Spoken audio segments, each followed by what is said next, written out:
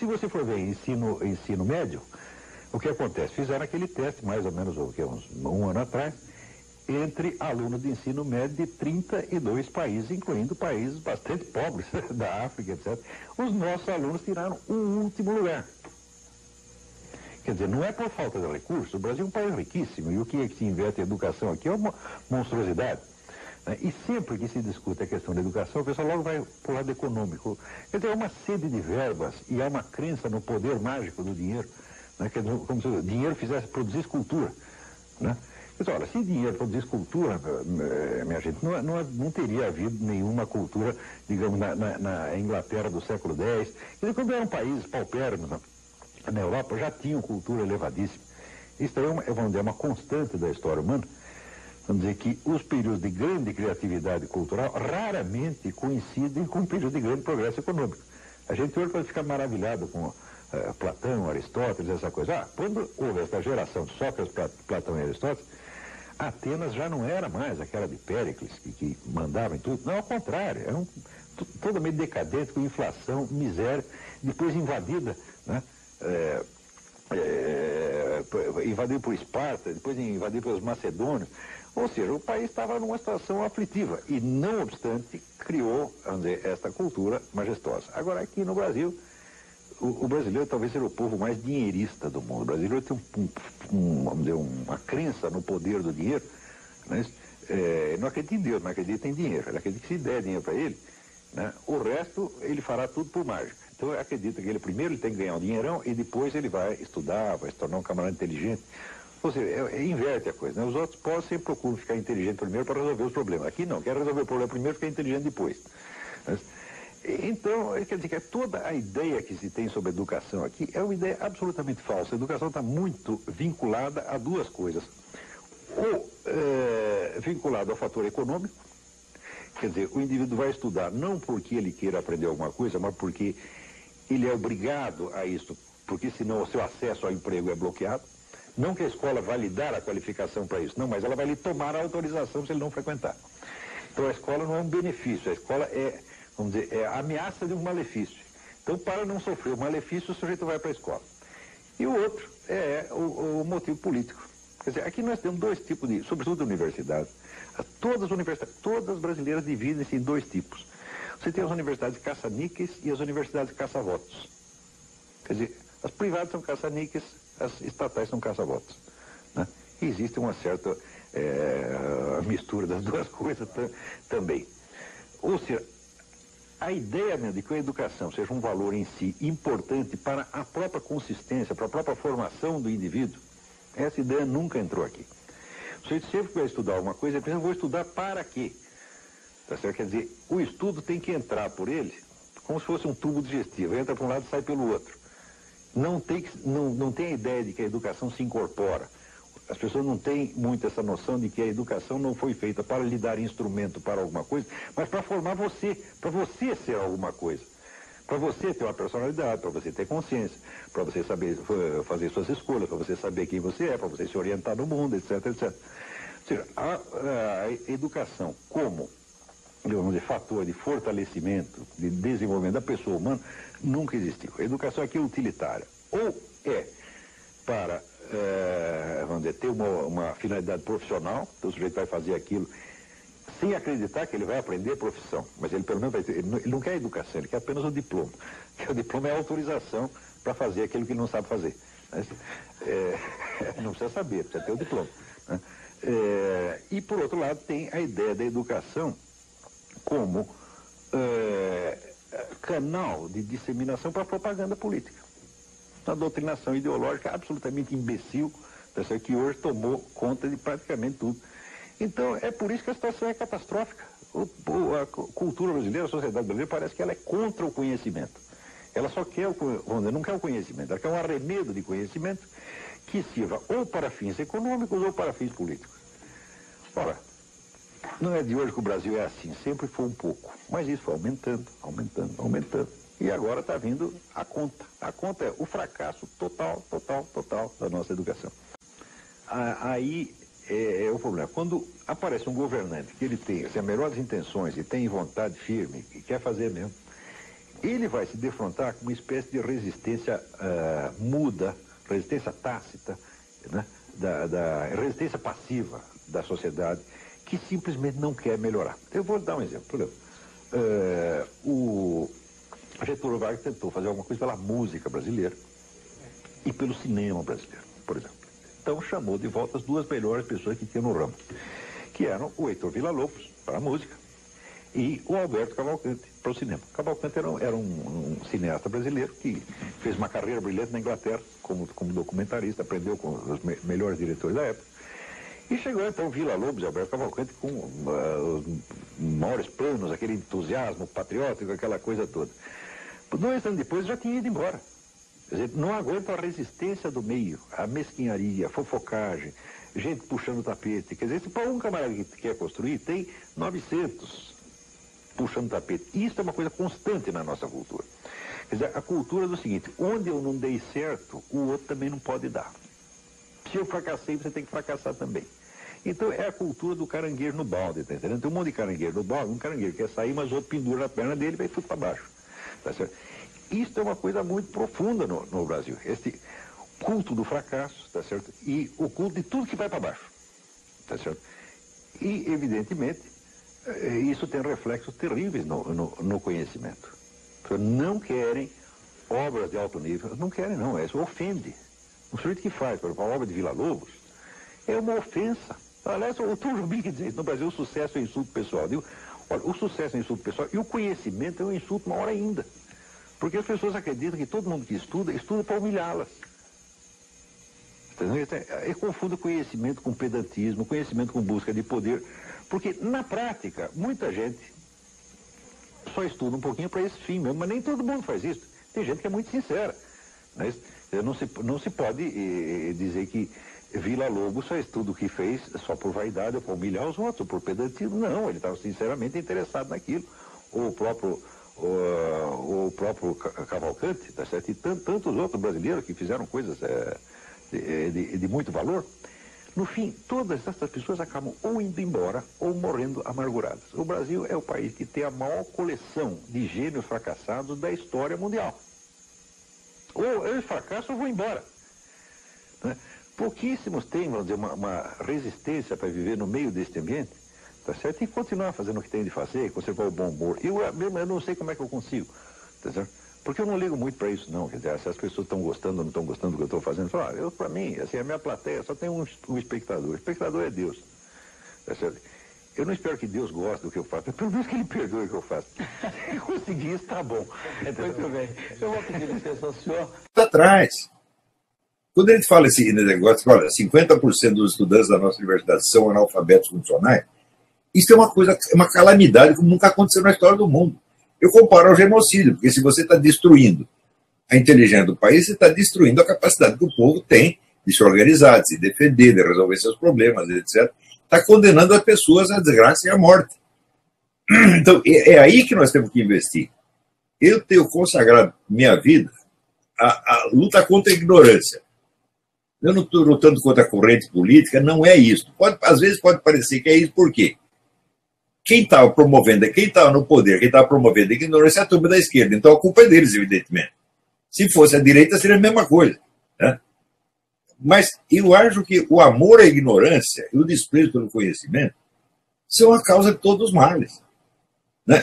Assim, a definição como é que você reconhece um canalha? O canalha despreza o conhecimento e não abdica do direito de ter opiniões. Quer dizer, eu não quero saber de nada, mas eu acho que...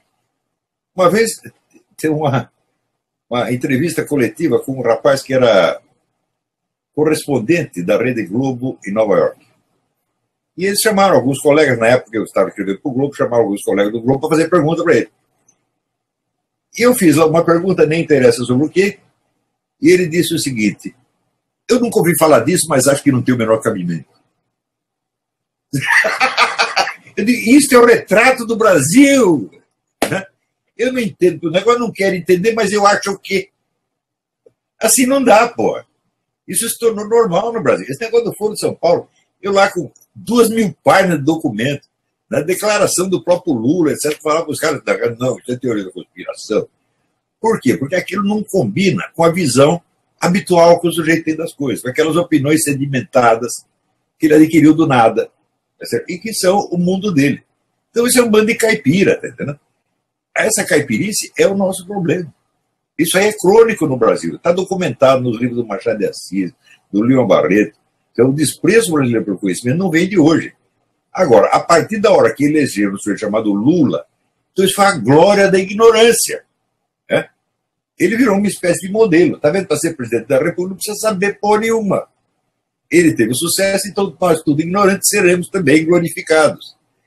Então foi um tremendo mau exemplo. E não foi só o Lula, não, foi uma cambada de analfabeto que subiu. Né? O ministro da Educação que escrevia cabeçalho em vez de cabeçalho, o intelectual do partido que escrevia Getúlio com LH, tudo isso subiu de uma vez. Quer dizer, a ignorância virou um mérito. Então, é o seguinte, o cara quer se ferrar, né? Ele está pedindo a forma de como se ferrar e ele descobriu a fórmula infalível. Não saiba nada e tem opinião sobre tudo. Pronto, descobriram. É isso que nós temos que destruir no Brasil, esse amor à ignorância. Sem dó nem piedade. Tá entendendo? Daí o pessoal vem, não. O problema intelectual brasileiro é assim, é um negócio desesperador. Eu asseguro para você que o brasileiro é o povo mais burro da face da terra. Eu digo porque eu morei 58 anos nesse país, tentando ensinar brasileiro, e depois você vê o que acontece em outros países. Veja, eu viajei muito e morei na Romênia, agora estou morando aqui, quer dizer, eu conheço outros povos, né? Uhum. E eu vejo que essa coisa não acontece. Eu digo, em primeiro lugar, nos outros povos, eles querem saber, eles querem ter o conhecimento. O brasileiro não quer. Ele tem horror do conhecimento. Ele gosta de dar palpite, mas ele não quer adquirir conhecimento. Ele, primeiro, ele acredita que o conhecimento existe. Ele acha que é tudo uma questão de opiniões. Quer dizer, o Brasil não chegou ainda ao estágio de civilização no qual você possa falar que existe conhecimento. Quer dizer, é apenas um monte de selvagens perdidos na floresta, dando urros, tá certo? E expressando as suas sensações, dizendo, ai me dói, ai que gostoso. O brasileiro só faz isso, tá certo? Ele está no nível de comunicação de um cachorro. E a leitura que as pessoas fazem são exatamente isso. É uma calamidade, calamidade. Se você me pergunta o que você pode fazer, eu digo, olha, se eu soubesse eu diria. Mas eu fico desesperado com esta coisa, porque é uma quantidade de burrice que as pessoas não imaginam. Né? E o pior é que julgam os outros povos, né, de cima, falam assim, não, o americano é burro, estou pensando, burro.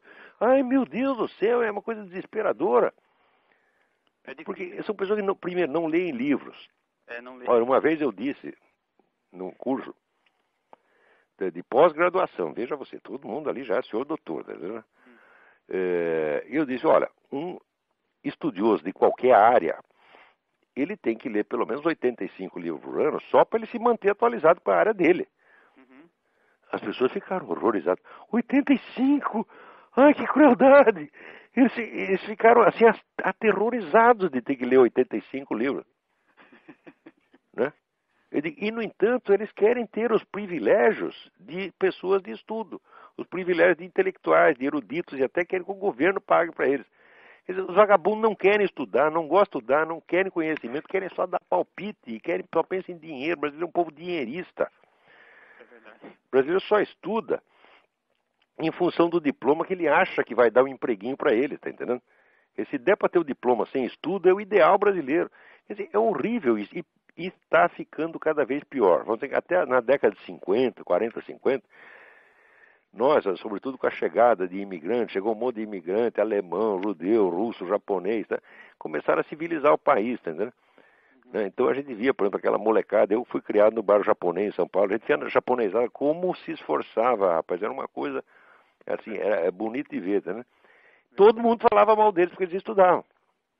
Dizem que são burros, né? Que são... Não tinha a expressão cu de ferro.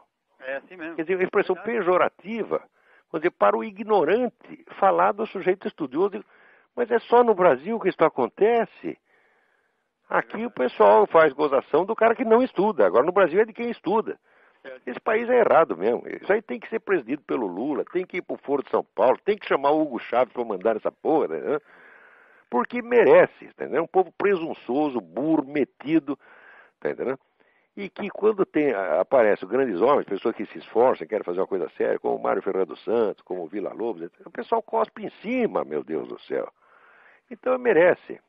O Mário Ferreira, ninguém fala dele no Brasil? O Mário Ferreira, o problema é o seguinte, o problema é que mesmo o pessoal filosófico que estudava, via aquele gigante, sentia uma inveja, mas uma inveja sem fim. Sabe aquela inveja que mata, que o sujeito se sente um rato no esgoto, tá entendendo? Então o que ele tem que fazer? Tem que sumir com o Mário Ferreira, ele não aguenta. Tá? O Mário Ferreira foi um dos grandes filósofos do século XX, talvez o maior deles. Para perceber isso, você tem que ler a obra como um todo. Tá certo? Tem que pelo menos ser capaz de ler os livros principais.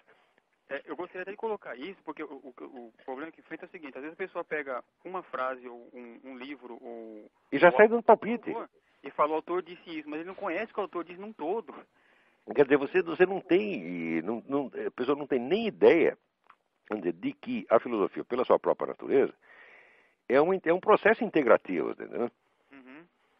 Então você tem que analisar, você não diz que você precisa ler tudo que você escreveu, mas pelo menos as coisas principais, e você tem que tentar articular. Quer dizer, interpretar um texto dele, vamos dizer, em função do sentido que é dado aquelas mesmas palavras, aquela mesma coisa, nos demais textos. Você tem que buscar a unidade. A regra básica de leitura de livros filosóficos é buscar a unidade e organização do pensamento do cara, porra. Quer dizer, não é opinião solta, não é isto. Agora, no Brasil, as pessoas não são capazes de juntar, pegar a unidade de um livro. Nem quando chega na página 10 já esqueceu a página 1, porra. Então é por isso que pega a frase solta, porque não consegue pegar outra coisa. Às vezes não é nem frase solta. Por exemplo, esse cidadão que está falando do Mário, o cara nunca leu uma linha do Mário. Ouviu falar. Mas no Brasil é bonito dar palpite, tá entendendo? Então essas pessoas, quando falam essas coisas e querem discutir comigo, falam, eu não vou discutir com você, eu vou mandar você a merda. Por quê? Porque eu gosto de você. Eu não quero fazer com você o que eu fiz com o professor Laor Café na Faculdade de Direito, quer dizer, reduzir você a merda, tá entendendo? Então eu apenas mando você ir lá, você tá entendendo? Vai você por sua própria conta, eu não vou jogar você lá, tá entendendo? Agora, se você quer, você não quer ir a merda por conta própria, eu te levo lá, ponho você lá e deixo que é o seu lugar. Né? Então, não venha buscar discussão comigo. Veja, pessoal na internet, tem milhares de pessoas querendo puxar discussão, cada um mais incapacitado que o outro. Então, é horrível isso aí. Então, isso que você me fala, o pessoal não pega o texto, sentido das palavras pelo que está lá, mas pelo que eles jogam, pelo que eles acham. Isto é a regra do Brasil. E enquanto não acabar isto, o país não vai para frente. Com todos os recursos que tem, com essa população imensa. Tá certo? Vamos dizer, é o famoso país do futuro, que é o país do futuro e continuará sendo sempre. E nunca podemos esquecer que o sujeito que escreveu Brasil, país do futuro, logo em seguida estourou os miolos. Né? Então o Stefan Zweig logo se suicidou. Certo? Então eu acho que isso é uma profecia do futuro do Brasil. Agora está aqui, na Folha tem uma notícia. País perde cada vez mais cérebros para o exterior. Agora, está aqui. Olha, quando você dá uma notícia de que as pessoas inteligentes estão indo embora, em geral, a notícia e as discussões a respeito é ela própria um sintoma da perda de inteligência. Por quê? Sempre a explicação é a mesma. Os caras querem empregos melhores, eles querem mais dinheiro. Digo, vai pra puta que o pariu. O que é isso? Qualquer pessoa dedicada a profissões, tá certo, de alto nível intelectual está mais interessado na sua realização intelectual do que em dinheiro. Se você oferecer oportunidade, vamos dizer, de um trabalho bom, frutífero e útil para um cientista, para um filósofo, tá certo, com um salário menor, e oferecer, por outro lado, um emprego administrativo no qual ele vai ganhar 20 vezes mais, ele vai escolher primeiro. Todo mundo sabe que é assim. O pessoal ninguém passa a vida estudando para ganhar dinheiro, porque ninguém é idiota, porra. Porque se o sujeito quer ganhar dinheiro, ele vai ter que fazer outra coisa, ele não vai se dedicar à ciência, meu Deus do céu. Então, esse diagnóstico já é assim, é a mentalidade dinheirista do brasileiro, é ela que está empurrando as pessoas para fora, tá certo? O Brasil não tem ambiente intelectual para essas pessoas. Note bem, eu estou com 60 aninhos. Eu vou contar uma coisa para vocês.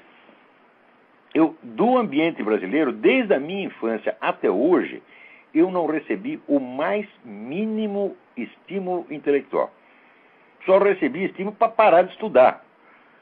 Mas era uma coisa terrível desde a infância. Quer dizer, existe um preconceito contra a pessoa de estudo, existe um preconceito contra o conhecimento. As pessoas riem na sua cara, querem te humilhar. Tá certo? Tem gente que fica inibido. Eu, graças a Deus, sempre fui um cara de pau. Então eu já mando tomar no cu logo, tá entendendo? Agora, eu vejo que as pessoas mais sensíveis, tá certo? Mais tímidas, né? Elas acabavam ficando complexadas por causa disso. Eu não, se você quer me deixar complexado, eu vou deixar ele complexado, tá entendendo? Eu não quero nem saber, pega a sua opinião a meu respeito e enfia no cu, você tá entendendo? Ora, eu sou mais meu lema, faz muito tempo eu adotei o lema do Dom Quixote. E eu sei quem sou, eu sei quem eu sou. Então você não adianta você querer me atribuir defeito que eu não tenho e me puxar saco por qualidade que eu também não tenho. Eu sei exatamente o que eu sou, o que eu estou fazendo aqui, qual é a minha capacidade e qual é meus limites. Tá certo? Então, esses caras, vamos dizer que o brasileiro adora deixar o outro complexado. Tá certo? Agora, em mim essa coisa não pega. Pegar quando eu era moleque, quando eu era burro, quando eu era adolescente. Todo adolescente é um cretino. Então logo eu cheguei à idade madura, eu falei, vamos parar com essa porra, tá entendendo? Agora, é isto que faz as pessoas inteligentes ir embora do Brasil. É essa falta de ambiente. Tá certo? Se houvesse amor ao conhecimento, se houvesse seriedade nesse país, as pessoas consentiriam em ganhar menos. Por quê? Porque elas não apenas amam o trabalho que estão fazendo, mas elas amam o seu país, elas querem ajudar o país. Acontece o seguinte, se o país só cospe em cima de quem quer ajudá-lo, o que a gente tem que fazer, porra? Tem que ir embora mesmo. Tá certo? Ora, eu não estou aqui nos Estados Unidos para ganhar mais. Na verdade, estou até ganhando menos do que ganhava no Brasil, tá certo? Mas a gente vem aqui em busca de um ambiente intelectual mais respirável. Quer dizer, agora, esse milico brasileiro não entende a merda nenhuma de processo revolucionário, porque a disciplina de guerra revolucionária já saiu das academias militares há 20 anos, e eles não estudam, não leem, então não sabem o que está se passando. Parece que os militares brasileiros estão mais preocupados com abre aspas, a invasão americana do que com a Venezuela, do que com a própria esquerda que está dentro do país, né? Pois é, agora a minha pergunta é, cadê os americanos? Daí eles falam, na Amazônia está cheio, quando você vai ver tudo funcionar da ONU. E os caras dizendo, mas é que, puta, você conversa com um general, com um coronel, o cara confunde, ele acha que tudo que é estrangeiro é gringo. Né? Tá lá o nego suíço, escrito ONU na testa, e o cara pensa, isso aí é gringo, é o governo americano, tá tudo louco, porra. Eu já não tenho quanto mais velho eu fico, menos paciência eu tenho com gente burra. Você tá entendendo que qualquer pessoa que se recuse a estudar a realidade não tem o direito de reclamar quando a realidade se volta em cima dele. Né?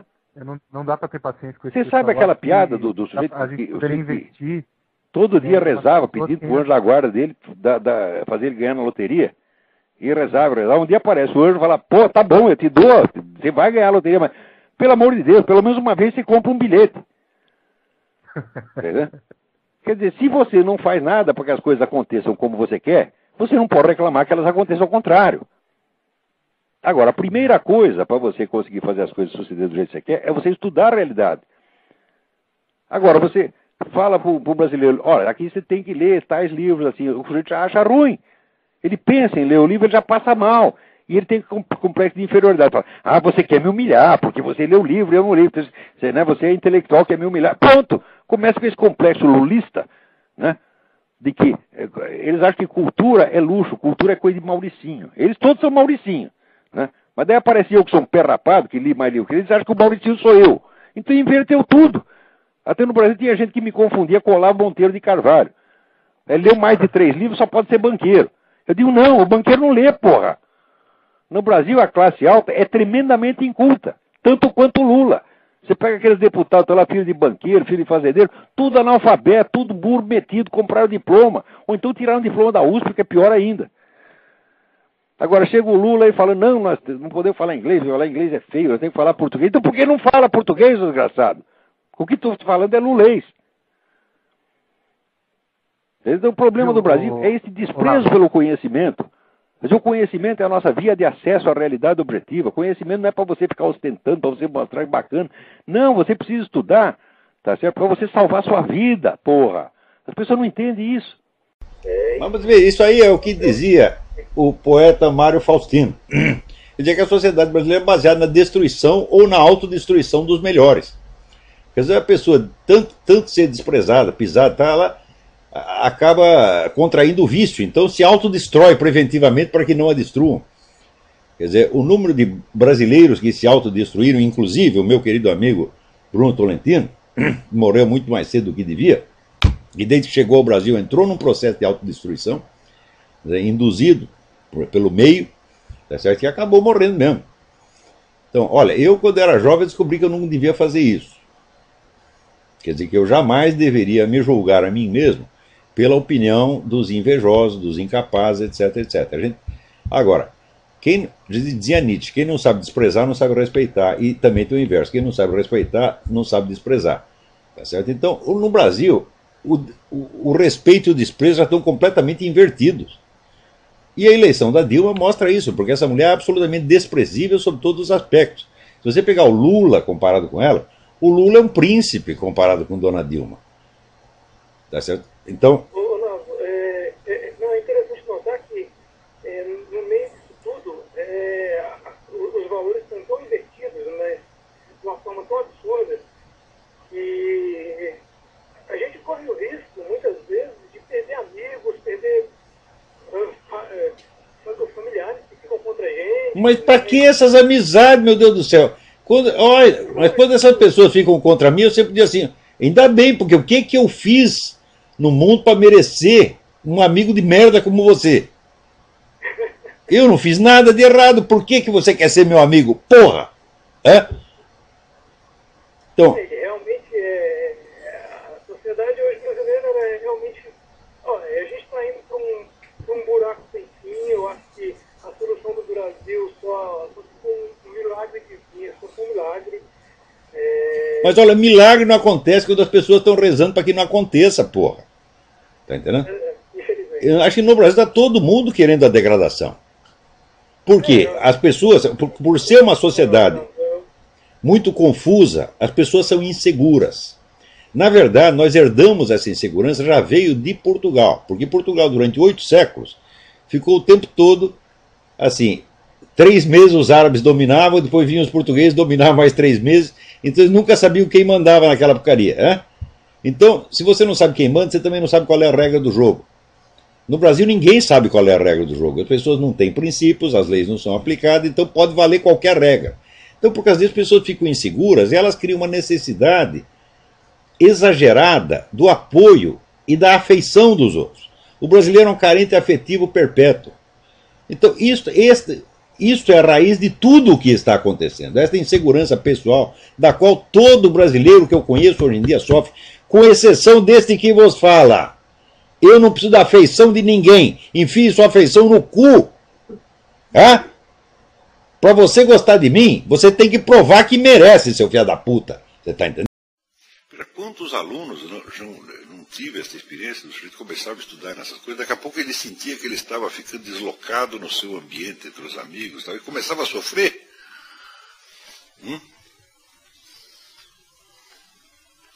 E daí eu perguntava, mas escuta, mas por que você quer continuar amigo deles? Qual é o motivo?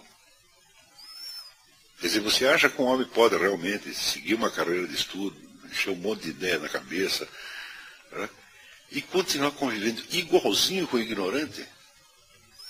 Que milagre você quer? Isso nunca aconteceu. Não é isso? Então, se você adquirir mais cultura, bom, você tem que procurar amigos mais cultos, ou então ficar sem ninguém, isso é a coisa mais óbvia. Agora, para o brasileiro, não, ele quer continuar. Mas a garotada do bairro, a turma do time de futebol de salão, a turma do clube.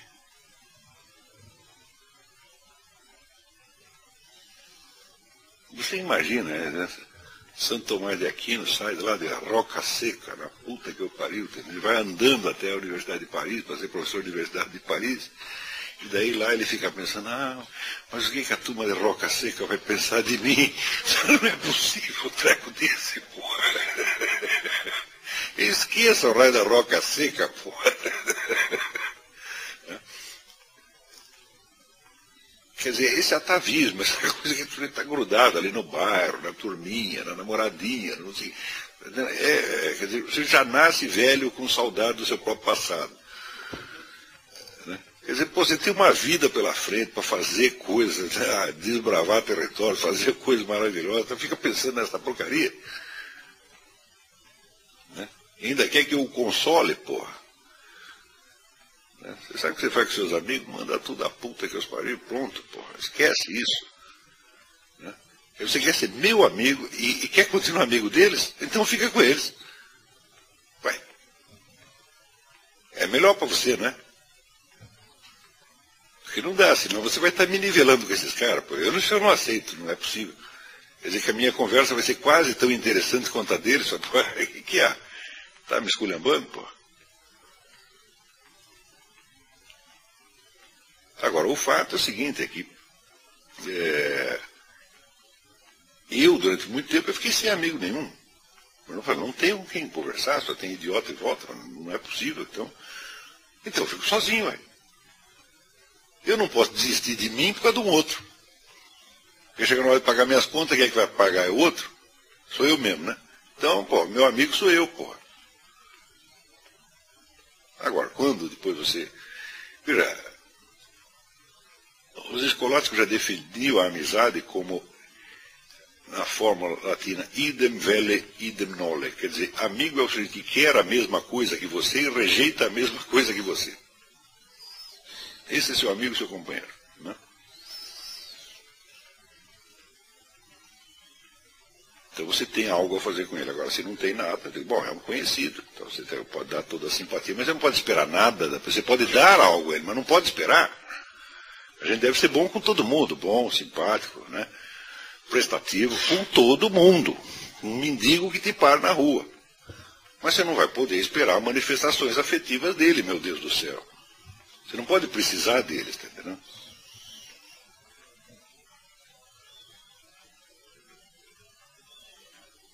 Então, agora, essa fraqueza, essa moleza afetiva brasileira, é covardia mesmo. Isso aí mata qualquer carreira intelectual, não é possível. Você querer conservar todos os amiguinhos de infância, a turminha do bairro. Né? Você vai querer jogar bolinha de gude, brincar de carrinho de rolemã. Qual é?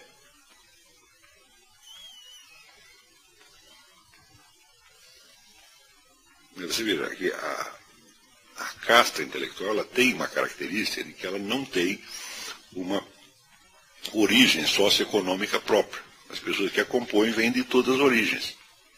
Não é isso? E criam ali uma afinidade que é superior à afinidade sociológica de origem. Pô, né? Ali se encontra cara pobre, rico, preto, branco, amarelo, etc, etc. Por quê? Porque o padrão de convivência deles está no nível da inteligência, da cultura, é o outro plano. Agora, se as ligações atávicas, né, familiares, raciais, folclóricas, etc., predominam, então não pode entrar ali, porra.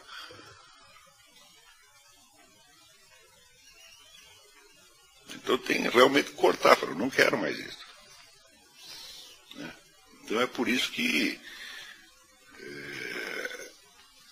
quanto pior tenha sido a sua infância, melhor para você, porque daí você quer esquecê-la mais rápido. Né?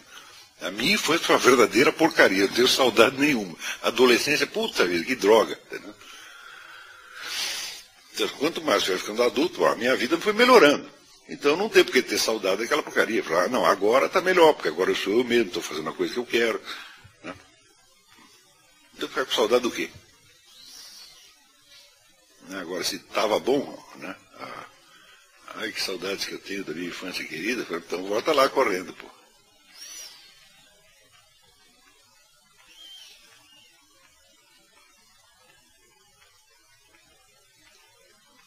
A formação para a filosofia implica tudo isso. A filosofia é a busca da sabedoria, quer dizer, a sua personalidade vai ter que melhorar muito no caminho. Muito, muito, muito, muito, muito, muito, muito. Você tem que ficar mais inteligente, mais sério, mais responsável, mais corajoso. Entendeu? Tem que assumir a vida mesmo. Entendeu? E olha, se você não perde nada, você só ganha com isso. Isso é bom pra caramba. Tem gente que não sabe. É isso. Mas eu, quando eu vejo todo esse pessoal que escreve no jornalismo, Às vezes eu fico puto da vida, né, de ver que está escrevendo para um bando de idiota, que não estou entendendo porra nenhuma, mas às vezes eu fico contente pra caramba, digo, porra, mas eu sou o único sujeito que desfruta da liberdade que tem. Né? Eu uso. Né? E os caras não usam, eles ficam com medo de usar. E um dia, quando eles quiserem usar, não tem mais. Eu digo, bom, se um dia me mandarem calar a boca, eu calo a boca satisfeito. Eu digo, putz, eu já falei tudo que queria, tá entendendo?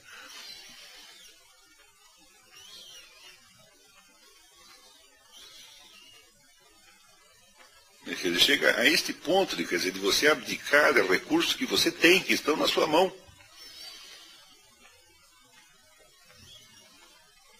É como se houvesse alguém proibindo você de dizer, não tem ninguém proibindo.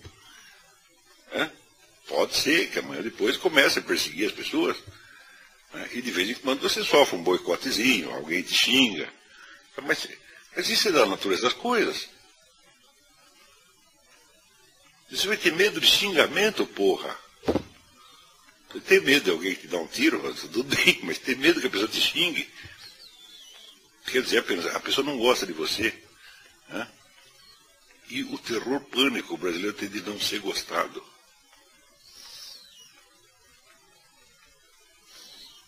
Isto é um negócio que eu também nunca vi em lugar nenhum. Não tem nenhum povo que seja assim tão vulnerável, efetivamente.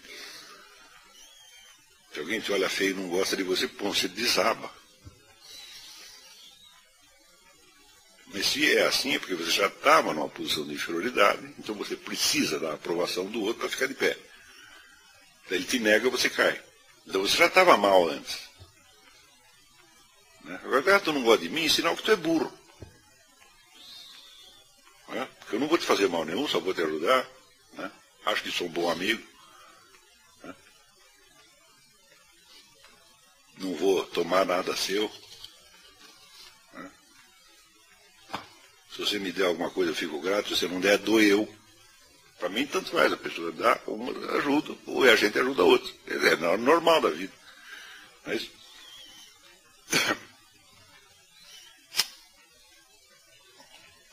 Então, por que não vai gostar de mim? É um cretino, pô. Fica lá imaginando coisa, achando que a gente morde. Né?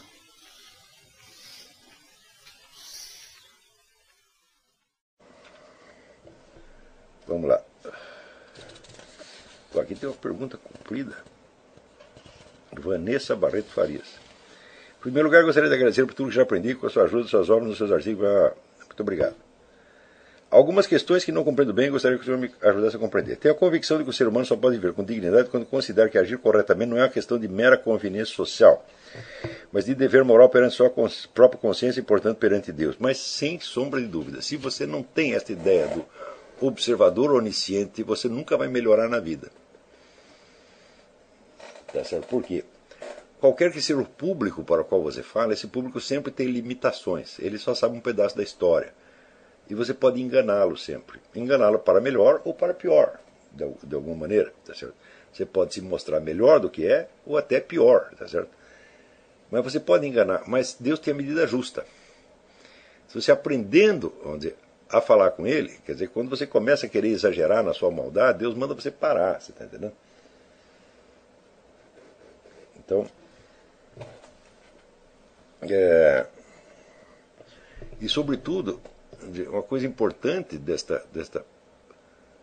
desse comparecimento perante Deus é você ter a ideia da sua absoluta insignificância. Você precisa fazer nada. É certo?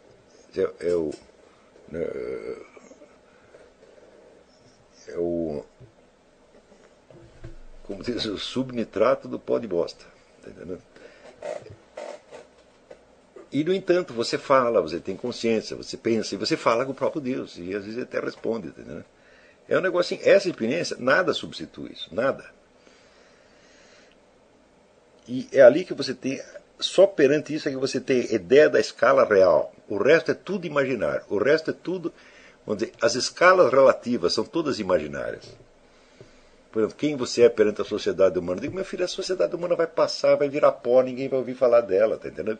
Pensa assim, o que é o Brasil daqui 2000 anos? Não é nada, tá certo? Então, né, a opinião do seu círculo de amigos, também eles vão todos morrer, pô, não interessa. Tá entendendo? Agora, tem uma coisa ali que te dá uma ideia, né, do tamanho real. Né? Então, continua ela aqui. Entretanto, percebo que cada vez que abro mão da simpatia de alguns conhecidos a fim de tornar a verdade evidente, sou extremamente atacada, como se fosse menos reprovável cometer um erro do que apontar um erro em algum raciocínio ou alguma outra conduta. Mas, minha filha, ter razão é o maior pecado da humanidade. Você nunca pode ter razão. Você tem que estar sempre errada. Você está entendendo? Então, isso é um bando de ignorantes, presunçosos, está entendendo? Que quer te rebaixar a ser como eles. Se os caras não aceitam você mesmo, arruma amigos melhores. Ora, um dos orgulhos que eu tenho na vida, tenho poucos, porque bela merda tudo que eu fiz, é de ter propiciado encontro entre pessoas melhores. Né? Porque você vê, o Brasil é um país imenso, estamos num continente, e tem 180 milhões de pessoas, e a gente vê que os mais talentosos, os melhores, estão muito espalhados. E não tem onde se juntar. Aqui nos Estados Unidos tem, aqui você sempre tem, né, esses clubes e grupos que juntam as pessoas por afinidade. Então você cria as verdadeiras amizades que são baseadas na afinidade real. Como diz Santo Tomás de Aquino, ser amigo é querer as mesmas coisas e rejeitar as mesmas coisas. No Brasil não. No Brasil, assim, amizade eles entendem assim como uma simpatia espontânea, passageira. Então você é seu amigo por 3 dias. É por isso mesmo que vira seu amigo do peito, né? E 3 dias depois te dá uma facada nas costas. Tá certo? Porque não tem afinidade real. Então, é você procurando as pessoas que querem as mesmas coisas, que respeitam as mesmas coisas e desprezam as mesmas coisas, você vai achar o seu círculo de amizade. Você vai... Senão é que nem a história do patinho feio, meu. Você é o cisne querendo que os patos te aprovem, eles não vão aprovar. Tá entendendo? Não vão aprovar nunca. Então, através de todos os cursos que eu realizei, criando vários grupos de pessoas, a gente vai juntando as pessoas afins e elas se fortalecem umas às outras. Se esse curso não servisse para mais nada, eu digo, olha, ele juntou as pessoas que querem as mesmas coisas, as pessoas que querem ir para cima, estão sendo juntadas, então, né? Sai até casamento nessa coisa, pô. Quantos alunos meus não casaram ali, tá entendendo? É um negócio incrível, tá entendendo? Então, ó, se eu tivesse feito só isso, eu digo, bom, já algum negócio fiz. Tá certo? Quer dizer... Então, Vanessa, não faça muita força para convencer as pessoas, não, tá entendendo? Se você não quer ouvir, você procura outro. Como diz o outro, vai procurar a sua turma, pô. Né? Mesmo que eu fundamente minhas opiniões e apenas exijo mesmo de quem queira me refutar, acuso-me de que penso estar sempre certo. Falo, olha, pensar é pensar que está certo. É pensar que está certo. Quem quer que pense o que quer que seja, pensa que está certo. O que é você ter uma opinião, se não você achar que essa opinião é melhor que a dos outros? Se eu acho que a minha opinião é tão boa quanto a sua, então eu não tenho nenhuma nem outra. Agora, as pessoas, elas fingem que não são isso. Né? Então, aquele negócio, não, eu respeito a sua opinião. Eu falo, é claro que não respeito a sua opinião. Né? Eu respeito o seu direito de pensar errado, isso é outra coisa. Mas não, eu posso respeitar o seu direito de ter uma opinião errada, mas não respeitar a opinião? Se eu respeitar a sua opinião tanto quanto eu respeito a minha, então eu estou indeciso. Eu não sei se eu penso como eu mesmo ou como você. Agora, o direito ao erro é o direito à experiência. Todo ser humano tem o direito de fazer experiência, passar pelo erro em busca de uma conclusão verdadeira. Se é um direito inalienável, tem que ser respeitado. Mas a opinião errada não pode ser tão respeitada quanto a certa. Se o sujeito diz que 2 mais 2 é 5, você vai dizer o quê? Eu respeito a sua opinião. Eu respeito nada, a sua opinião não vale um peido, meu filho. Isso que não quer dizer que eu não gosto de você, que eu não acho você um cara bacana e tal, mas você está falando besteira, pô. Tá certo? Então, tudo isso aí faz parte da hipocrisia brasileira e é um sistema de pressões feito para deprimir a inteligência, para destruir a inteligência. A sociedade brasileira é visceralmente contra o conhecimento. Isto é antigo no Brasil, isto é muito pesado, isto é muito feio, e isto é a causa de todos os nossos males, sem exceção. Você lembra o texto que eu li do outro dia do Jorge de Lima, o depoimento, onde estava lá o Graça Aranha tentando convencer as pessoas que elas tinham que se levantar um pouco em cima da brutalidade do mundo natural, e os caras escolheram fazer exatamente o contrário. Ora, pô, tem que se ferrar. Ah, você quer um negócio telúrico, você quer as forças da natureza. Eu noto, por exemplo, com essa coisa de participar muito de debate, discussão, eu noto que no Brasil existe uma crença geral de que aquilo que você desconhece não existe. Isso aí chamava-se, na retórica antiga, chamava-se o argumentum ad ignorantiam. Ele diz assim, aquilo que você está dizendo é algo que eu desconheço, então não interessa. Não pode entrar em linha de conta e não pode ser alegado como argumento.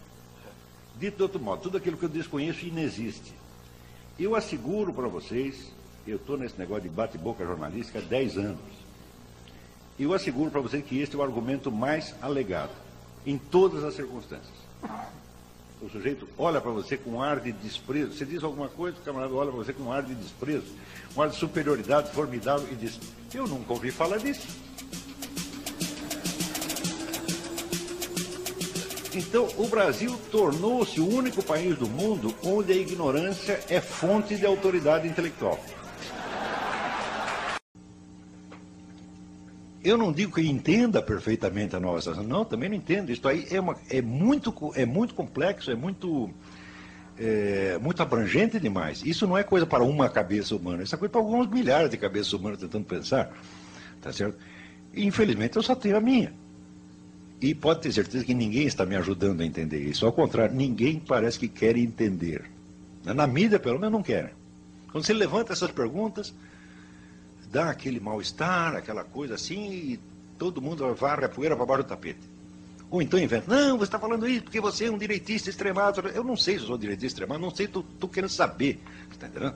Para mim, as pessoas se definem por direita e esquerda, não pela análise que elas fazem da situação, mas pelo tipo de proposta que elas oferecem para um regime, não é assim? Eu nunca ofereci proposta nenhuma. Se perguntar qual é o melhor regime para o Brasil, eu falo, eu não sei. Eu não tenho capacidade para inventar isso, não. Eu me limito a tentar investigar o que está acontecendo aqui. Então, quando o que está acontecendo é descrito em termos, vamos dizer, que desfavorece uma certa corrente que quer o poder, tá bom, ela vai dizer que você faz parte do inimigo. E como no Brasil ninguém pensa com a própria cabeça, quer dizer, cada um só repete o discurso que o partido mandou dizer, ou que o grupo mandou dizer, eles acham que eu estou fazendo a mesma coisa. Não, eu não pertenço a partido nenhuma, organização nenhuma, igrejinha nenhuma, sociedade secreta nenhuma, tá entendendo? Eu mal pertenço à minha família, tá entendendo? Tá compreendendo? Não, porque eu passo 80% do tempo fora de casa. Quando chego lá, os caras não me conhecem mais, tá entendendo? Então eu falo, olha, a única sociedade que eu estou ligado é aquilo ali, você está entendendo? Mesmo assim é uma participação muito tênue, né? A minha... eu chego lá... Pô, eu estou entendendo, eu acho que eu estou mais ou menos... Mas se eu disser, vamos dizer que eu estou maluco. Porque ninguém... Ninguém tem mais a certeza de que você é um louco idiota do que o sujeito que ignora tudo sobre o assunto do qual você está falando. Não é isso? Quanto mais ignorante, tá certo? Mais ele vai estranhar o que você está dizendo. E daí o que você está dizendo vai parecer muito esquisito, então evidentemente o louco é você. Então isso quer dizer que no Brasil, na situação presente, a única força infalível, tá certo, em favor de um argumento é a total ignorância do assunto.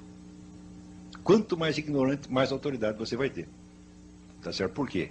Como o assunto é totalmente desconhecido por todo mundo, quem quer que tenha estudado o assunto dirá coisas esquisitas.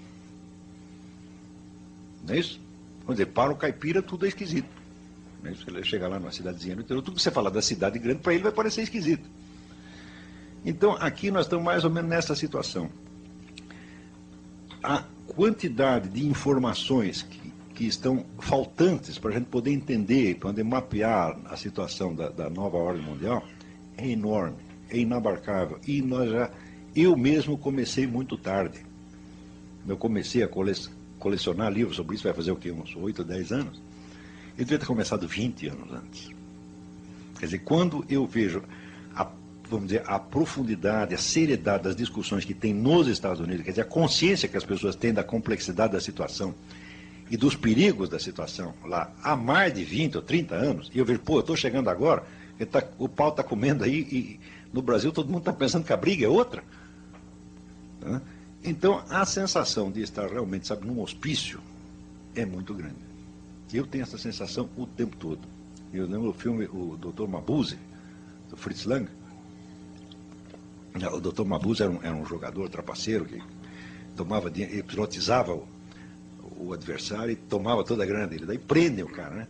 Prendem e o juiz chega à conclusão de que ele não é bom da cabeça e manda ele para que ele não é só um criminoso, ele tem algo errado na cabeça dele, manda ele para o hospício. Então o que ele faz? Ele ajunta os loucos e monta uma revolução e os loucos tomam o poder. Eu digo, mas isso está acontecendo aqui. Nós conseguimos fazer um país que está totalmente fora da realidade universal. Aqui, por exemplo, a gente fala dos Estados Unidos o dia inteiro. Os americanos não sabem nada do que está acontecendo lá. Nada. Nós chegamos ao ponto de imaginar o contrário. Você veja, se você pensar a cabeça do Brasil, e você estudar a história da inteligência brasileira, a inteligência, vamos dizer, a classe letrada atuante, aquilo que o Pierre Bourdieu chama as classes falantes, quer dizer, as pessoas que atuam através do conhecimento. Se você pegar a elite letrada do tempo do Império, tá certo? Ela era de nível internacional. Qualquer um daqueles, um Oliveira Lima, um Joaquim Nabuco, tá certo? Era idêntico a qualquer outro, qualquer concorrente americano ou europeu. Isso foi caindo, até um ponto do inimaginável. Né? Quer dizer, a degradação intelectual do Brasil, ela não pode mais ser, não há mais meios de descrevê-la. E outro dia até estava lendo as apostilas daquele pedagogo romeno, Reuven Feuerstein, que é especialista em recuperar a inteligência de meninos retardados mentais. E ele obtém sucesso. Ele pega um sujeito retardadinho mental, daqui a pouco o rapaz está estudando cálculo integral. Realmente ele tem uma técnica fantástica para isso. E ele faz uma lista de 28 deficiências básicas da inteligência humana. E eu fui pegando uma por uma e analisando discursos públicos, de intelectuais à luz daquilo. Não estou brincando. Parece cômico, mas não é. Eu estou falando sério. Ele diz, por exemplo, a incapacidade de você apreender constantes por trás de um fluxo de acontecimentos. Isso no Brasil é quase obrigatório.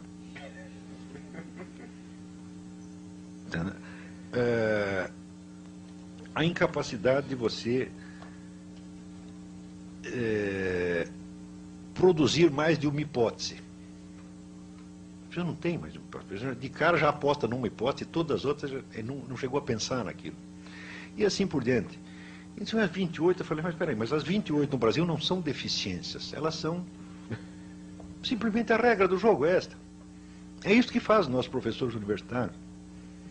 Eles estão repassando essa deficiência de geração em geração. Isso se tornou inteiramente normal. É por isso que, por exemplo, eu estou escrevendo, porque tenho essa coluna na mídia, vai fazer mais de 10 anos. Eu nunca disse alguma coisa, tá certo, que não fosse respondida com outra completamente diferente. Nunca tocaram no assunto. Nunca. Se eu digo, essa semana, por exemplo, eu estava reclamando, o movimento gay está fazendo um assédio judicial contra o Dom Eugênio Salles. Junta 1.000, 2.000, 10.000 pessoas, todo mundo mete processo nele. Eu digo, mas isso aí é uma sacanagem, uma prepotência. O que me responderam? Homofobia. Espera aí.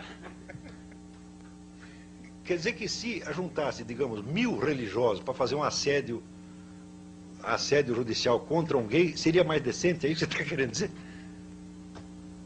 Ou seja, eu não estou discutindo nada de negócio de homossexual, estou falando desse procedimento judicial, não dá para focar nisso aqui, a pessoa lá muda de assunto.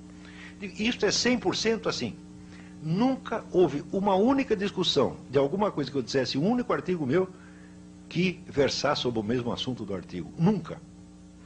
Então isso já se tornou normal. Então esse é um caso para o Dr. Feuerstein, não para mim.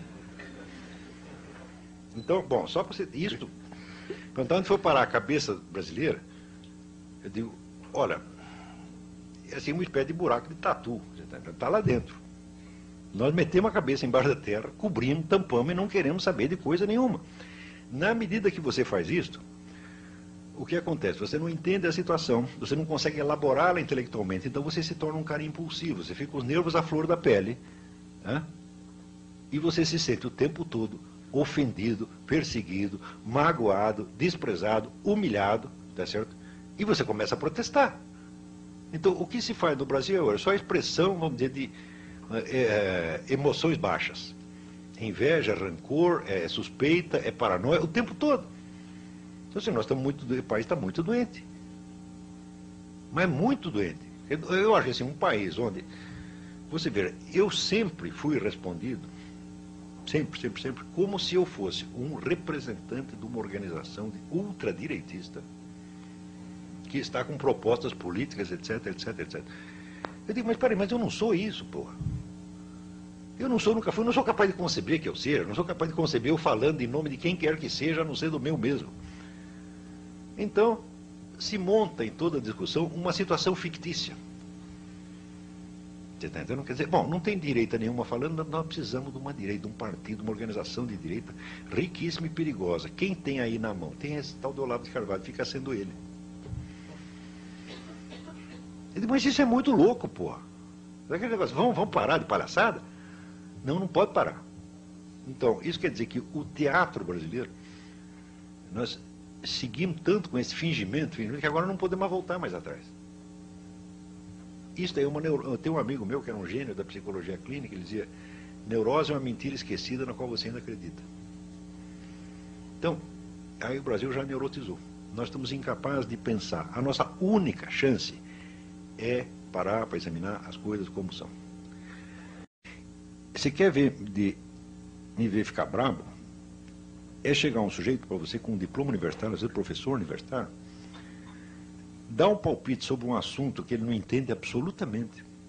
E daí você sugere 2 ou 3 livros para eles. Olha, você, para entender esse assunto, você precisa ler esses livros. E daí o sujeito protesta, diz, não, você vem com pedantismo para cima de mim. Diz que se você acha que você se informar sobre o assunto é pedantismo? Agora, me responda o seguinte, se você não tem interesse pelo assunto suficiente para você ler alguns livros, por que eu devo ter interesse ao ponto de ouvir a sua opinião? Por que eu vou me interessar por um assunto que não interessa àquele que está falando dele? Não, é um absurdo total. Não é isso? Ademais, vamos dizer, os livros, em assuntos das ciências humanas, os livros não são, vamos dizer, um pedantismo, uma erudição que você colocou em cima. Eles são o documento.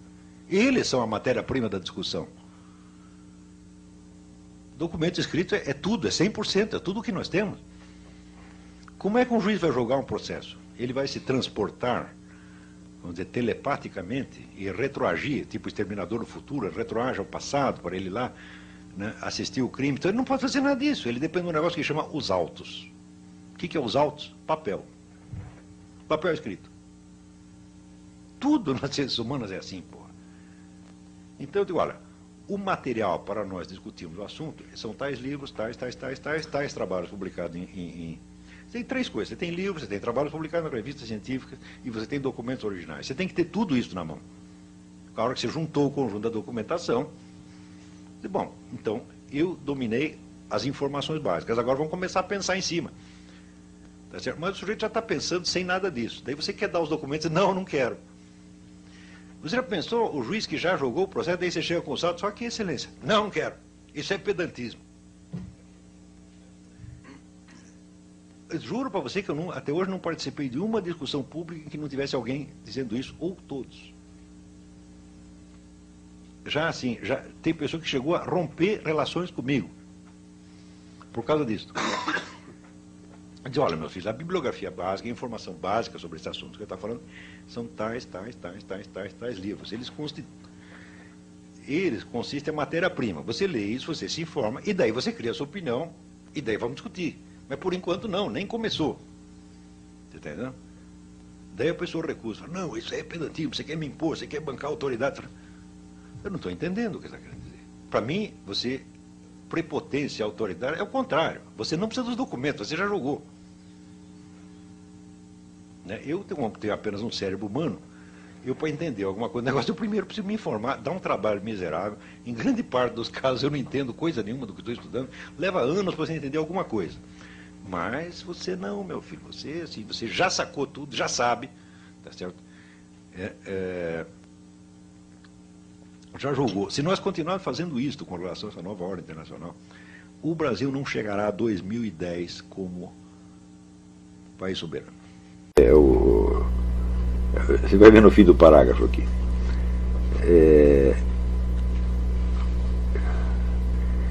Falsificações históricas ultrajantes, mas arrebatavam o leitor através de uma espécie de indiferença irreverente em relação às exigências da argumentação racional e aos direitos da verdade. Em vez de argumentação, Foucault enxergava discurso e, no lugar da verdade, como guia do pensamento humano, Foucault enxergava poder. Isso é uma das características fundamentais de toda essa escola. Quer dizer, você dizer que não existe algo como a busca da verdade, ou a prova, ou a argumentação, existe apenas uma imposição de poder. Então, se você tenta discutir com o sujeito e provar algo, você o está oprimindo.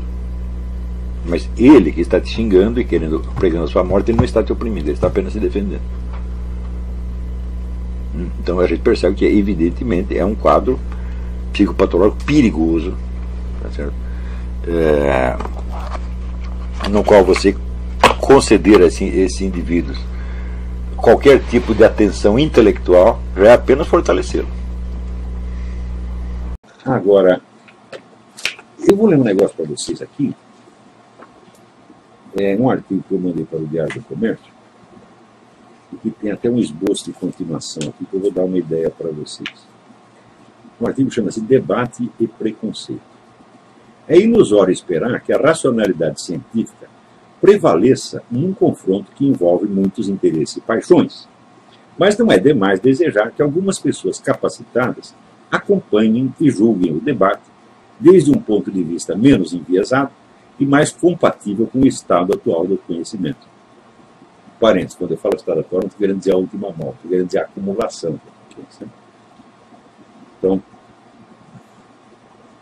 por exemplo, tem pessoas, né, que acham assim, não, esse negócio de religião, bobeira, etc. Eles esquecem, vão dizer que a toda a religião, não só a católica, tem milênios de experiência de observação da alma humana e tem conhecimentos absolutamente indispensáveis, que inclusive estão na base da psicologia moderna. Então, se o cara não sabe o que estão falando, pô, é? Então, eu gostaria de pegar uma pessoa dessa, para que, já que você sabe tanto, eu vou dar um texto de São Tomás de Aquino para você ler. Vamos ver se você consegue passar da página 2 sem você, tá certo? Ter um acidente vascular cerebral. Né? O número dessas pessoas é com certeza mínimo. O que se observa nas disputas correntes é que cada facção, no empenho de conquistar a adesão do povo inculto e distraído, procura não só simplificar suas ideias e propostas, comprimindo-as nos quantos slogans e chavões que possam ser repetidos até impregnar-se no subconsciente da multidão como imperativos categóricos, porém busca simplificar ainda mais as do partido contrário, reduzindo-as a um esquema caricatural próprio a despertar incompreensão e repugnância. Para os fins práticos da disputa legislativa, é importante que tanto a adesão quanto a repulsa sejam alcançadas da maneira mais rápida possível, contornando discussões aprofundadas que poderiam amortecer as convicções da plateia ou adiar perigosamente a sua tomada de posição. Quer dizer, os caras vão ficar discutindo. Então, aquelas certezas vão se dissolvendo, aparece a dificuldade, etc. Então, o cara diz, não é bem assim como eu pensava. Então, você vai criar a discussão aprofundada, não vai criar adesão entusiástica, vai criar a dúvida, não é isso? E um recuo cognitivo, e isso não é conveniente para quem quer a aprovação de certas medidas urgentes. Isso implica que as ideias do adversário não possam nunca ser examinadas objetivamente nos seus próprios termos e segundo suas próprias intenções, mas tenham de ser sempre deformadas para parecer tão repulsivas que a mera tentação de lhes conceder um exame benevolente soe ela própria como repulsiva, inaceitável e indecente. Né? Então, isso é a coisa mais comum. Né? Eu vejo coisas que eu escrevo, a pessoa diz, não vamos examinar, isso aí não se discute, como disse o Michel Temer, ao lado que agora não se discute. Né? De fato, não se discute. Porque os primeiros que entraram a discutir, a primeira geração, que era até mais capacitada, Mariana Chauí, Mir Sadia, Leandro Conder, né, e outros, né, que vieram que nem os leões para cima de mim, se deram muito mal, enfiaram o rabo dentro das pernas e ficaram quietinhos nas suas casas. Então fala, vamos mudar de conversa, vamos mudar de tática. A tática é o seguinte, nós ficamos quietos, não falando dele em público, mas nós vamos falar dele pelas costas lá na faculdade, perante aluninho que não sabe nada. E isso estão fazendo. O número de caras que dizem, não, na minha faculdade eles riem do Olavo de Carvalho. Sim, não comente muito e não dê texto do cara para ler. Não vai discutir os textos, mas faz uma piada, faz uma gozação graceira, de maneira a você criar um preconceito e fazer o aluno ficar com medo de ler Olavo de Carvalho para não passar por bobo. Então, é esta a técnica. Né? E os aluninhos caem. Tá certo? Faz isso durante 10 anos, daqui a pouco aparecem milhares de idiotas analfabetos, completamente analfabetos, né, na internet, falando com uma superioridade. Não, isso Olavo de Carvalho é um bosta. Ótimo. Então, é assim que se faz. Né? Só que o número deles já é tão grande que não dá para eles prestarem atenção um dos outros. Então, cada um só lê o que ele próprio escreve. Né? Então, de certo modo, a coisa se neutraliza. Então, vamos lá. O debate assim conduzido é, portanto, sempre e necessariamente uma confrontação de preconceitos, no sentido mais literal e etimológico do termo. Esse sentido contrasta de maneira chocante com o uso polêmico que no curso do próprio debate se faça desse termo como rótulo infamante. Carimbar as ideias do adversário como preconceitos, dando a entender que não passam de tomadas de posição irracionais e sem fundamento, é, na maior parte dos casos, nada mais que um pretexto para não ter de examinar as razões que os fundamentam, muito menos a possibilidade de haverem nascido de boas intenções. Curiosamente, você vê o pessoal da direita conservador sempre examina as ideias da esquerda partindo da premissa de que talvez tenham boas intenções. Agora, o lado contrário nunca faz isso. Qualquer coisa que sai da boca da direita é sempre você recusa exame porque você parte do princípio de que aquilo é preconceito e só pode ter más intenções. Foi escrito por interesse financeiro, por desejo de poder, então não merece ser examinado. Então, isso é geração de preconceito. Aquilo que aí se chama debate não é, portanto, nenhuma confrontação de ideias, mas uma mera disputa de impressões positivas e negativas num jogo de cena. É também natural que, justamente por isso, os debatedores procurem abrigar-se sobre a proteção da ciência. Mas nenhuma acumulação de dados estatísticos, nenhuma carga de citações acadêmicas ou mesmo de alegações cientificamente válidas em si mesmas dará qualquer legitimidade científica a um argumento se este não inclui a reprodução fiel e a discussão científica dos argumentos antagônicos. Ciência é, por definição, a confrontação de hipóteses. Ou seja, para o cientista, as hipóteses antagônicas são preciosas, porque justamente confrontando uma com as outras, ele vai encontrar a verdade ali. Se, em vez de serem examinadas extensivamente, as opiniões adversas são escamoteadas, caricaturadas, deformadas ou expulsas in limine da discussão sob um pretexto qualquer, de pouco vale você adornar a sua própria com as mais belas razões científicas do mundo. Não se faz ciência acumulando opiniões convergentes, mas buscando laboriosamente a verdade entre visões divergentes. Então, como se faz um debate no Brasil? Você não discute a ideia do adversário, você afasta in limine, oferece a sua própria e dá lá 2 ou 3 citações de pesquisas que parecem confirmar aquilo. Eu digo, mas isso é o contrário da ciência, meu filho. Quer dizer, a acumulação de argumentos, de confirmações por autoridade científica não dá nenhum caráter científico. Você disse exatamente o contrário. A cientificidade do que você está dizendo depende da objetividade, da profundidade com que você examina as ideias do adversário. Como eu examinei as de Karl Marx, como eu examinei as de Lenin, como examina as da corrente liberal, como examina as do globalista, como examina as do Alexandre Dugin, etc, etc. Então, é pela atenção que você dá a outra ideia que a sua se torna científica. O teste da dignidade científica de um argumento reside precisamente na objetividade paciente com que ele examina os argumentos adversos. Quem logo de cara os impugna como preconceitos, nada mais faz do que tentar criar contra eles um preconceito, dissuadindo a plateia de examiná-los. Que as pessoas mais inclinadas a usar desse expediente sejam, em geral, justamente aquelas que mais apregoam a diversidade, a tolerância, o respeito às opiniões divergentes, não deve ser necessariamente interpretado como hipocrisia consciente, mas muitas vezes como sintoma de uma deformidade cognitiva bastante grave. Deformidade que, por afetar pessoas influentes e formadoras de opinião, arrisca trazer danos para toda a sociedade. Quando digo deformidade cognitiva, isso não deve ser compreendido no sentido da mera deficiência intelectual moralmente inofensiva. A recusa de examinar as opiniões alheias nos seus próprios termos e segundo suas intenções originárias equivale à recusa de enxergar no adversário um rosto humano, à compulsão de reduzi-lo ao estado de coisa, de obstáculo material a ser removido. Ou seja, por exemplo, esse pessoal aí, você ouve aquela gravação do Bolsonaro pôs em circulação, do 9º encontro LGBT para a infância. A maneira como eles se referem aos seus adversários é exatamente assim. Eles não discutem nenhuma ideia do cara, eles já param dizendo que são preconceitos, são... Ué, então, quer dizer, são coisas que não vale a pena ser examinada. Então, são apenas obstáculos a ser removidos. Essas pessoas têm que ser tiradas do caminho. E é para isso que querem fazer a legislação anti-homofóbica, né? Essa compulsão é de índole propriamente psicopática. Quem tem dado umas entrevistas muito boas sobre a psicopatia é essa psiquiatra Ana Beatriz Barbosa da Silva. Tem várias entrevistas dela no YouTube.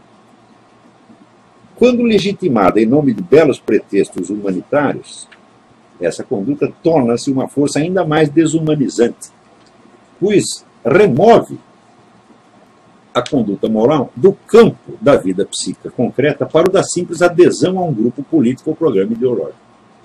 O ser humano deixa então de ser julgado bom ou mal por seus atos e sentimentos pessoais, mas por aderir à facção previamente autodefinida como detentora monopolística das boas intenções, facção dispensada por isso mesmo de conceder ao adversário a dignidade da atenção compreensiva.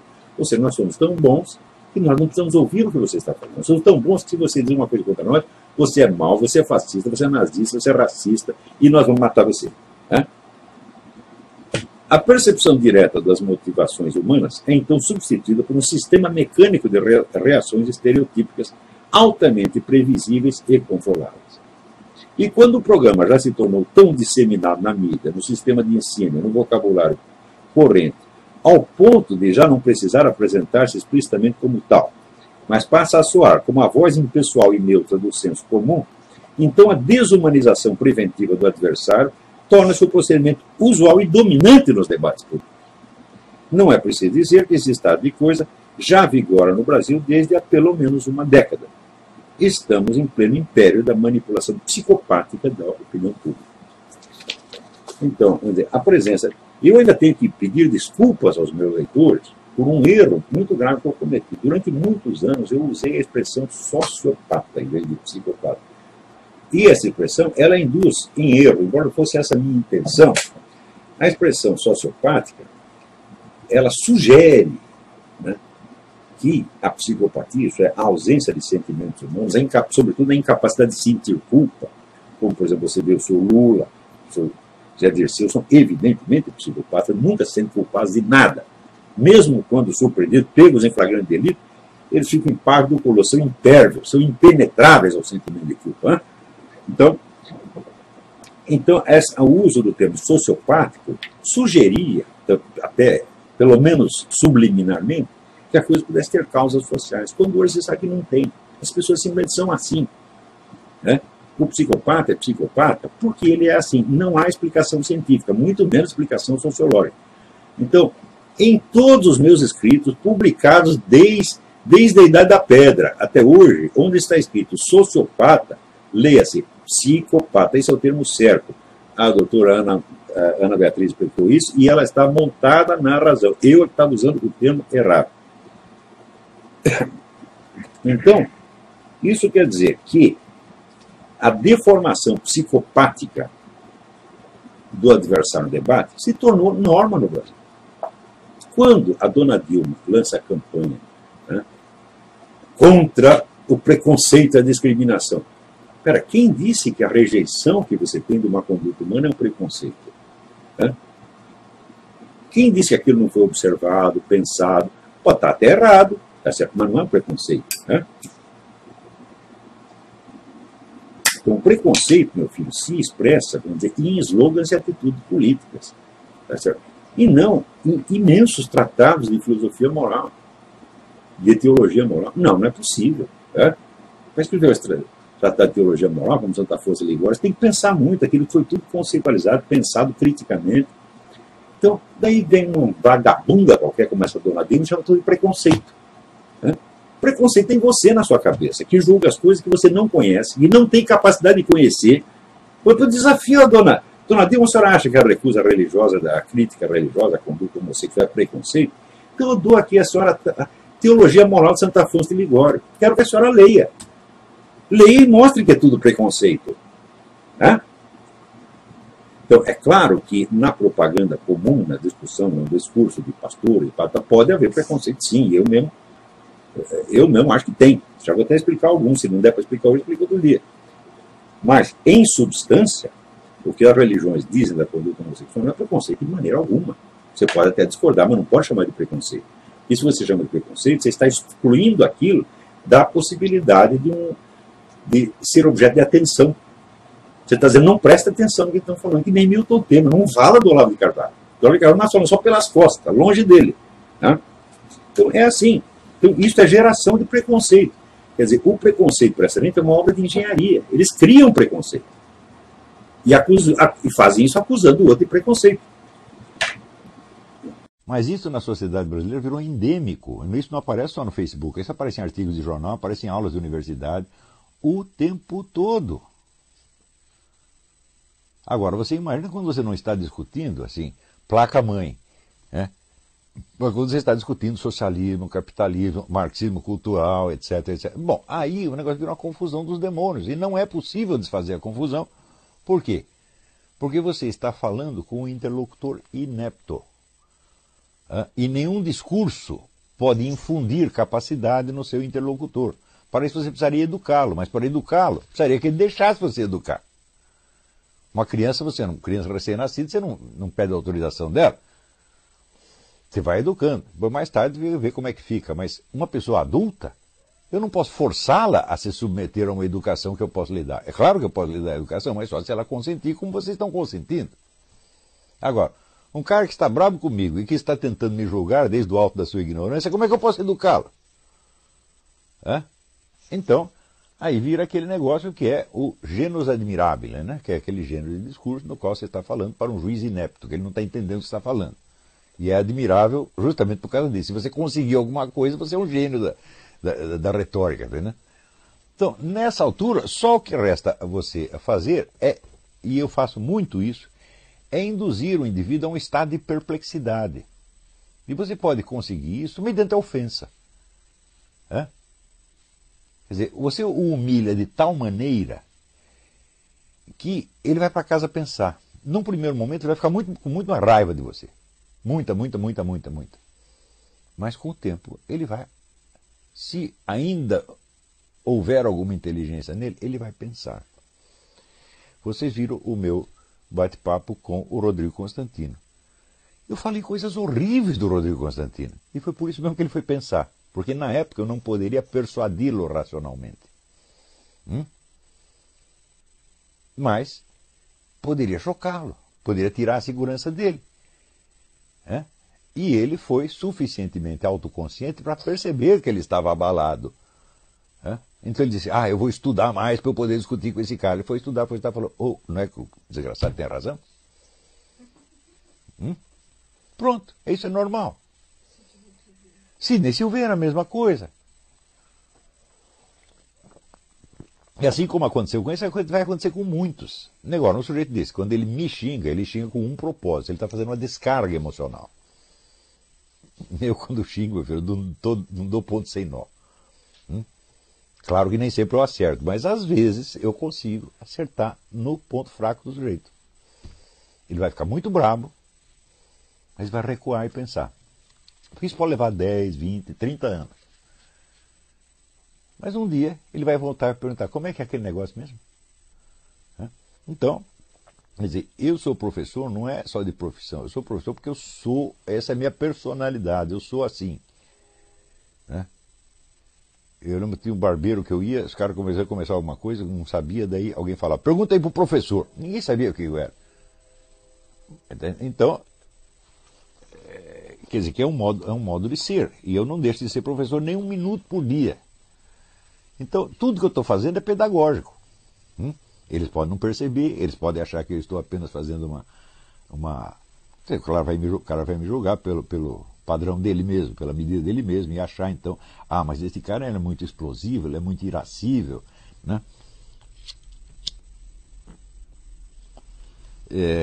Pode achar tudo isso, e tudo é claro uma infantilidade, tá certo?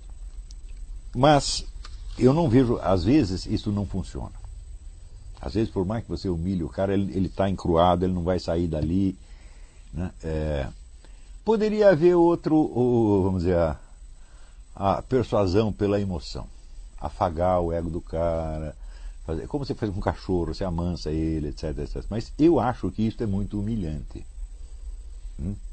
Eu não faria isso com nenhum ser humano. Faço com um cachorro.